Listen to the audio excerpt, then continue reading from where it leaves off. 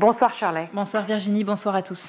À la une de ce journal, un avis de recherche national a été lancé en Belgique pour tenter de retrouver le petit Santiago, ce nourrisson qui est prématuré et qui aurait été enlevé par ses parents. Oui, les parents du bébé sont suspectés d'avoir enlevé leur enfant dans l'hôpital Robert Ballanger d'Aulnay-sous-Bois en Seine-Saint-Denis lundi soir. Ils sont soupçonnés d'avoir ensuite gagné la Belgique, comme l'expliquait ce matin le journaliste Maxime Lévy du service police-justice de RTL. L'important travail d'enquête de la police judiciaire permet de penser que le couple a pu gagner la Belgique. C'est ce qu'indiquait le procureur de Bobigny hier soir. On sait que les parents de Santiago circulaient ou qu'ils ont circulé à bord d'une berline, une Audi A4 bleu foncé vers le nord de la France, vers la Belgique. Les policiers français, bien sûr, mais aussi la police belge les recherchent activement. La voiture a été retrouvée dans la matinée aujourd'hui, mais toujours aucune trace de Santiago. Après la disparition du petit garçon, une alerte enlèvement avait été déclenchée hier matin. Elle a été levée hier soir sur décision du parquet de Bobigny. C'est une course contre la montre qui s'est désormais lancée pour retrouver Santiago, âgé de 17 jours. Étant prématuré, il a besoin de soins médicaux constants pour survivre. Les cheveux blonds, il était habillé au moment de l'enlèvement d'un t-shirt marron de taille 6 mois et d'un pyjama blanc en velours épais, détail dans un communiqué le ministère de la Justice. Nous allons médiatiser de manière massive un appel à témoins pour obtenir des informations, a précisé Cédric Legelin, porte-parole du ministère. Autre sujet qui concerne aussi les tout-petits. Chaque année, des bébés sont retirés de leur famille par la justice et placés dans des pouponnières de l'aide sociale à l'enfance. Ces structures sont censées offrir un refuge temporaire, mais c'est de moins en moins le cas. Oui, car ces enfants y restent finalement des années. C'est ce qu'a révélé une enquête récente de France 2. Au total, ils étaient plus de 2000 enfants accueillis dans l'une des 94 pouponnières de l'aide sociale à l'enfance présentes sur le territoire en 2017, selon les chiffres de l'Observatoire national de la protection de l'enfance. Et la plupart du temps, ces enfants ne restent pas temporairement comme prévu, car le nombre de places en famille d'accueil ne cesse de diminuer, faute de rémunération suffisante pour ces familles. Conséquence, les pouponnières sont surchargées. Autre répercussion, le fait de rester longtemps dans ces structures pourrait nuire au développement de ces tout-petits en manque de repères.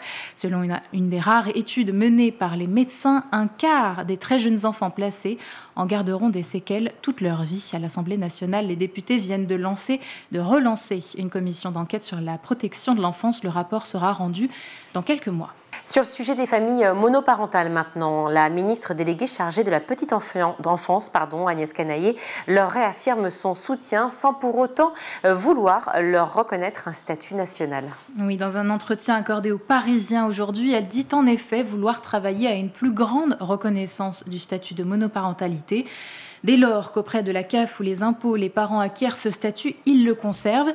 Mais je ne suis pas favorable à une carte dont on ne sait pas à quoi elle donnerait droit. Il ne faut pas que ce soit un gadget, a déclaré la ministre. Sur la possibilité d'avoir des tarifs préférentiels pour les transports, elle affirme qu'aucune négociation n'a été engagée avec la RATP ou la SNCF. Elle précise par ailleurs, je cite, que l'État accompagne les familles avec un soutien financier et l'accès aux modes de garde. Les initiatives des collectivités locales qui proposent d'aller plus loin en agissant notamment sur l'accès aux services publics, ne peuvent être qu'encouragées. Fin de citation. Exemple justement avec la mairie de Paris qui va prochainement créer une carte famille monoparentale qui permettra à plus de 75 000 familles souvent précaires de simplifier leurs démarches, d'ouvrir de nouveaux droits et de gagner en pouvoir d'achat. Le contenu de cette carte sera précisé au printemps 2025.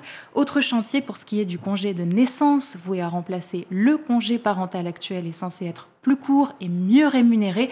La ministre Agnès Canayer a annoncé son report dans le cadre des restrictions budgétaires actuelles. Direction les États-Unis à présent, où l'ex-PDG d'Abercrombie & Fitch, une marque de prêt-à-porter très prisée des jeunes dans les années 90-2000, vient d'être inculpé pour trafic sexuel. Mike Jeffries, aujourd'hui âgé de 80 ans, a été arrêté à West Palm Beach, en Floride. Il aurait abusé sexuellement plusieurs jeunes top modèles masculins et organisé un réseau de prostitution. Cette histoire remonte à l'an passé, quand le FBI avait ouvert une enquête après des révélations de la BBC. Nancy. Avec son compagnon, l'ancien dirigeant aurait fait miroiter aux aspirants mannequins des contrats pour les attirer dans des résidences à New York ou dans des hôtels un peu partout dans le monde. Là, les jeunes hommes piégés auraient été forcés à prendre des drogues, du Viagra et de l'alcool afin de satisfaire les appétits du couple et à l'occasion de ses amis. Les victimes de cet ex-PDG qui avait quitté les commandes de l'entreprise en 2014 se compteraient par dizaines. Après une comparution au tribunal hier, il a été libéré sous caution, montant 10 millions de dollars. Une nouvelle comparution est prévue ce vendredi. Retour en France, Shirley, il est possible que le calendrier des vacances scolaires soit modifié prochainement, paraît-il. Une commission nationale a travaillé pendant 1 an sur le futur des vacances scolaires. Dans son rapport, cette commission propose de revoir les vacances de printemps et d'hiver. L'idée, avoir un rythme moyen de 7 semaines de cours pour 2 semaines de vacances. Et puis, il n'y aurait plus non plus 3, mais 2 zones scolaires qui ne seraient pas en congé en même temps, histoire de préserver les acteurs du tourisme notamment. Alors, une réforme qui éviterait de repartir en vacances en février, juste après les vacances de Noël. Et puis, d'un autre côté, on supprimerait les périodes de plus de 10 semaines sans repos entre la fin des congés de Pâques et les grandes vacances. La ministre de l'Éducation, Anne Genetet, interrogée la semaine dernière sur le rythme scolaire, n'a pas évoqué à ce stade l'idée de ce changement. S'il y avait une modification, ce serait plutôt pour 2027. En attendant, le calendrier des vacances sont déjà actés jusqu'à la prochaine année scolaire. Pour terminer, une idée de sortie à l'approche de la fête d'Halloween. Elle plaira à tous les amateurs de frissons.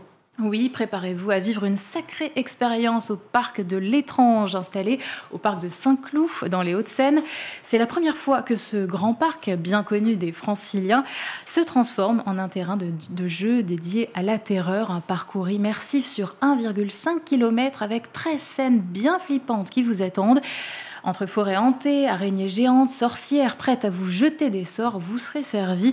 Des comédiens sont sur place et puis tout un tas d'effets sonores à vous glacer le sang accompagnent leur jeu. Voici un aperçu.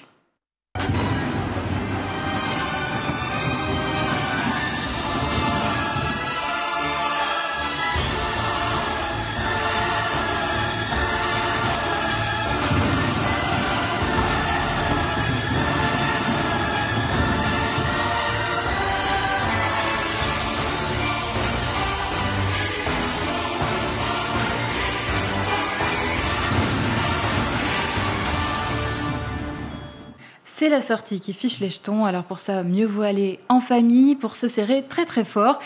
Et vous pouvez y aller dès maintenant car le parc de l'Étrange est ouvert depuis quelques jours et jusqu'au 2 novembre de 17h à 23h et puis le soir du 31 octobre jusqu'à minuit. Réservation des billets à l'avance fortement conseillée.